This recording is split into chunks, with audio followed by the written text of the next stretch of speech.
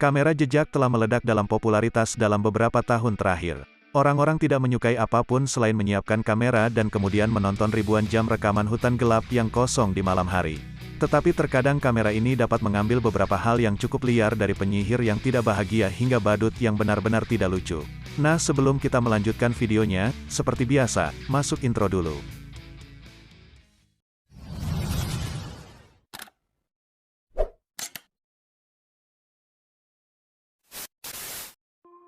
Berikut ini 10 hal teraneh yang pernah tertangkap di kamera jejak.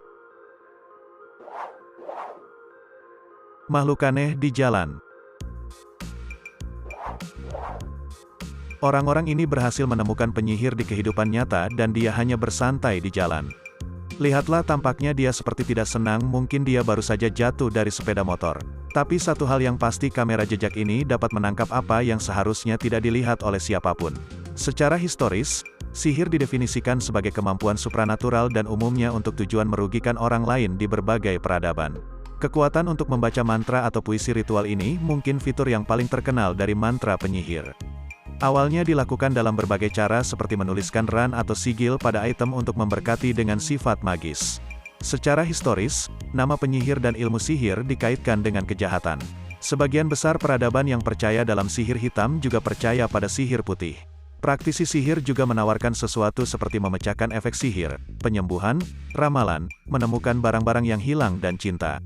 Sihir di komunitas ini, mereka dikenal sebagai orang licik atau orang bijak. Di Inggris, sihir ditentang dalam banyak cara oleh masyarakat yang mempercayainya, sebagai sihir pelindung atau sihir balasan. Di mana Master Falkor yang licik adalah salah satu metode populer dan jimat anti penyihir menandai botol penyihir yang berisi bola dan mengubur tengkorak kuda di dalam dinding bangunan. Contoh upaya untuk menghentikan sihir ini sering dilakukan secara fisik seperti mengusir, melukai, menyiksa atau membunuh mereka. Di peradaban tertentu, sihir masih diyakini ada dan tuduhan sihir digunakan untuk membenarkan berbagai jenis kekerasan.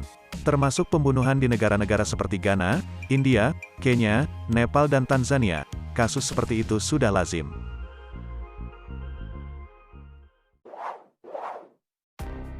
Penampakan badut di hutan.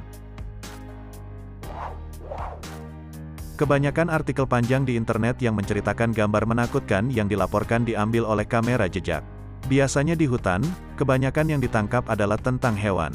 Tetapi tidak banyak yang berhubungan dengan pemain sirkus kecuali yang satu ini. Badut besar berwarna-warni mendekati lensa di salah satu jejak kamera foto. Kamera jejak kadang-kadang dikenal sebagai kamera permainan, yang digunakan oleh pemburu untuk memantau aktivitas hewan. Mereka sering menempel di pohon dan diatur untuk mengambil foto dan video. Dan jelas kamera itu memiliki sepasang baterai baru yang dapat bertahan lama. Dan kamera jejak yang mereka pakai dapat menahan elemen termasuk hujan salju dan suhu tinggi selama bertahun-tahun. Foto badut ini telah beredar luas tanpa ada bukti asal-usulnya. Ini adalah jejak kamera pertama yang diambil gambar badut mendekati kamera. Untuk melihat lebih dekat, badut itu berada tepat di depan lensa. Kemudian gambar di jepretan kamera jejak kedua berasal dari tahun 2010 atau sebelumnya. Ini tidak ada hubungannya dengan berita 2016 tentang dugaan penampakan badut. Mereka juga terlihat lebih tua dari mayoritas penampakan kamera jejak badut sebelumnya di internet. Itu bisa dibayangkan bahwa mereka awalnya dimaksudkan untuk menjadi lucu, tetapi ternyata menakutkan. Entah mengapa badut itu berada di tengah hutan. Sebab itu belum diketahui pasti.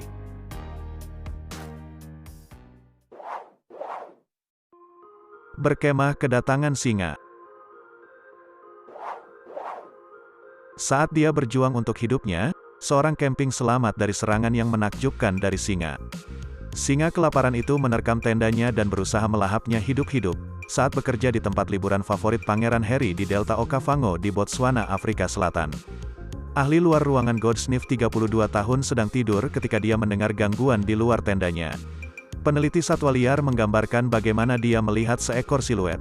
Hidungnya masuk ke dalam tenda dan memukulnya sekeras yang dia bisa. Dia tidak menyadari bahwa dia sudah membuat marah seekor singa lapar. Di luar nyali, dia bertarung dengan hewan yang kelaparan itu dengan kaki terakhirnya selama 5 menit yang menakutkan. Hanya keberanian rekan peneliti Dr. Rainer von Brandis yang setengah telanjang dari tendanya untuk menghadapi singa yang hanya bersenjatakan tongkat.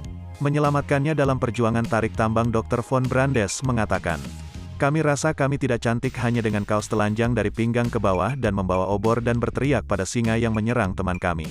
Direktur Penelitian Burung Liar, dia pergi bertamasya di Botswana dengan temannya Gots dan 6 peneliti lainnya.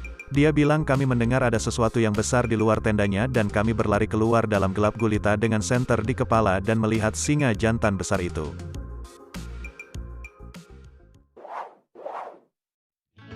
Burung hantu menyerang kelinci dan anjing. Kamera jejak ini mendapatkan rekaman yang luar biasa dari burung hantu bertanduk besar menangkap dan membunuh kelinci. Sebelum matahari terbit, burung hantu berpesta selama berjam-jam. Kemudian mencari jam makan yang mudah saat anjing liar memeriksa skenario hidup atau mati ini di Franklin, Wisconsin sepanjang musim dingin. Burung ini biasa dikenal sebagai burung hantu bertanduk besar. Mereka adalah burung hantu besar yang endemik di Amerika. Itu adalah burung hantu sejati yang paling banyak tersebar di Amerika dan memiliki jangkauan yang sangat fleksibel. Kelinci, tikus dan voles adalah sumber makanan pilihannya, tetapi ia akan berburu binatang apapun yang dapat ditangkapnya termasuk hewan pengerat dan mamalia kecil lainnya. Binatang yang berukuran sedang, burung, reptil, amfibi dan serangga. Mereka semua dipuja oleh beberapa suku pejuang asli Amerika karena kekuatannya, keberanian dan keindahan. Burung hantu, menurut orang Paima Barat Daya adalah reinkarnasi dari prajurit yang terbunuh yang terbang di malam hari. Organisasi burung hantu mistik ada di antara orang-orang Arikara di dataran besar, dan pemula diharuskan memakai topeng wajah yang dibuat dari sayap burung hantu bertanduk besar dan bulu ekor.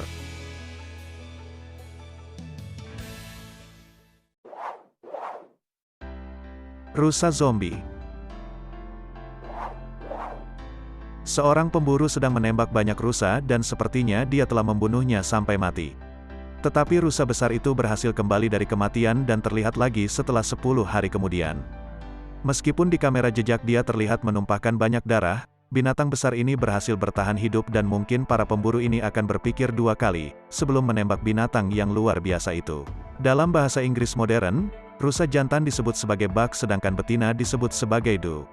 Namun terminologi bervariasi tergantung pada dialek dan ukuran spesies rusa merah.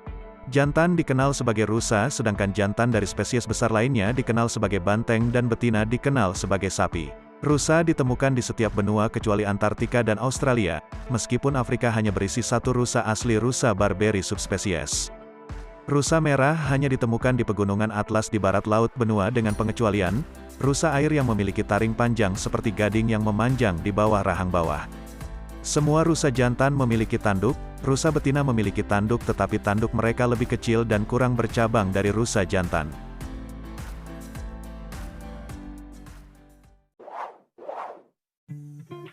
Berang-berang makan pohon.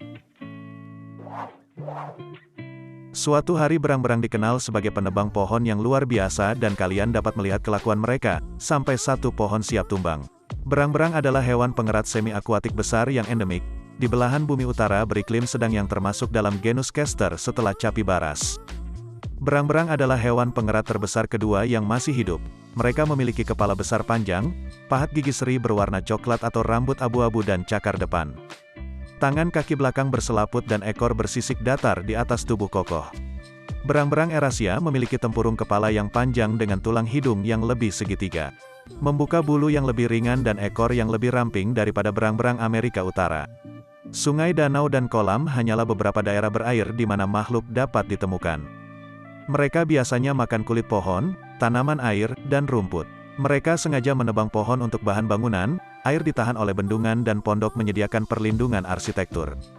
Mereka menghasilkan lahan basah yang dimanfaatkan oleh banyak spesies lain dan mereka dianggap sebagai spesies kunci karena dampaknya terhadap makhluk lain di ekosistem.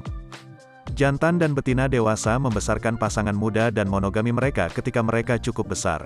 Anak-anak akan membantu orang tua mereka dalam memperbaiki bendungan dan pondok serta membantu dalam membesarkan anak yang baru lahir. Tanduk rusa rusak. Sekarang kita bisa lihat momen menakjubkan saat rusa melepaskan tanduknya. Anggota keluarga rusa memiliki tanduk yang merupakan perpanjangan dari tengkorak hewan. Tanduk terdiri dari tulang rawan, tulang jaringan fibrosa, kulit, saraf dan pembuluh darah dalam satu struktur. Dengan pengecualian rusa dan karibu mereka biasanya secara eksklusif hadir pada tanduk jantan yang dipatahkan dan tumbuh kembali setiap tahun. Dan mereka sebagian besar digunakan sebagai tampilan dominasi seksual dan senjata dalam konflik. Domba, Banteng dan sapi memiliki tanduk terbentuk dari tulang. Sedangkan selubung luar terbuat dari keratin stors memiliki gading tanduk yang tampaknya telah mengambil tempat gading di sebagian besar. Spesies rusa air di sisi lain memiliki gading tapi tidak ada tanduk, sedangkan mudjak memiliki tanduk pendek dan gading. Rusa kasturi yang bukan servit nyata memiliki gading. Setiap tanduk tempat berkembang dari pedikel di tengkorak di mana ia menempel pada tengkorak. Ketika tanduk terbentuk dan dilapisi beludru atau merupakan kulit yang sangat vaskular yang menyediakan oksigen dan nutrisi ke tanduk. Tulang tumbuh dan mus dapat bertindak sebagai alat bantu dengar yang sangat besar. Rusa memiliki pendengaran yang sangat tajam karena telinga luarnya yang besar dan dapat digerakkan. Tanduk besar rata-rata berfungsi sebagai reflektor parabola menurut penelitian tentang tanduk piala dengan telinga buatan.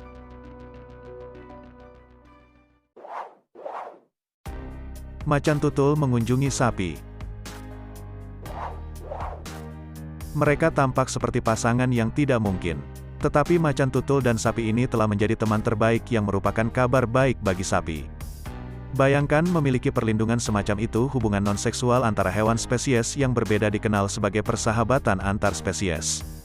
Persahabatan antar spesies antara hewan liar dan hewan peliharaan telah direkam menggunakan foto dan video di beberapa tempat di seluruh dunia. Domestikasi hewan telah menghasilkan persahabatan antar spesies yang biasanya tidak hidup berdampingan di banyak situasi. Persahabatan antar spesies jarang terlihat bersama-sama dan dalam kasus lain salah satunya adalah spesies yang memangsa yang lain. Di alam persahabatan antar spesies mirip dengan mutualisme, yang melibatkan dua hewan dari spesies yang berbeda yang hidup dalam kemitraan, di mana satu makhluk mendapat manfaat dari aktivitas yang lain.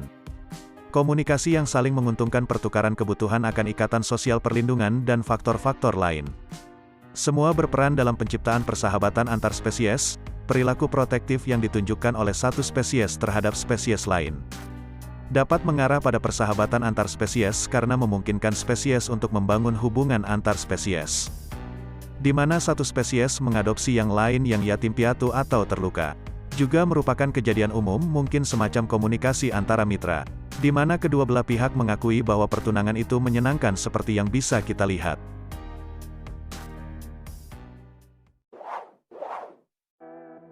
Benda aneh menabrak rakun.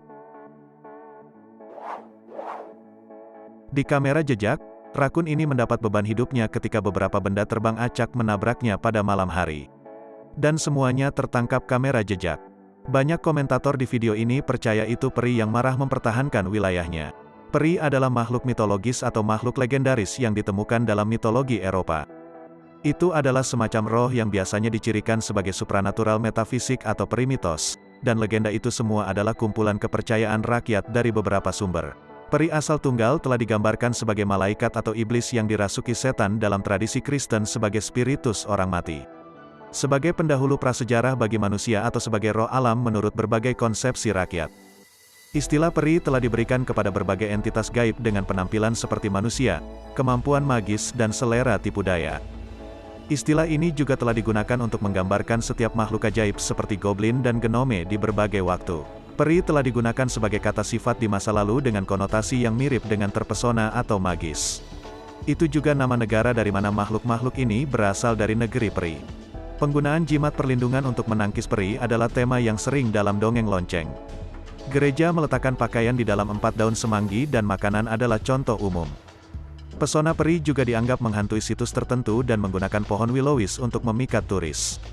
Peri yang tersesat juga sering disalahkan karena penyakit terutama TB dan kelainan lahir sebelum kedatangan obat modern.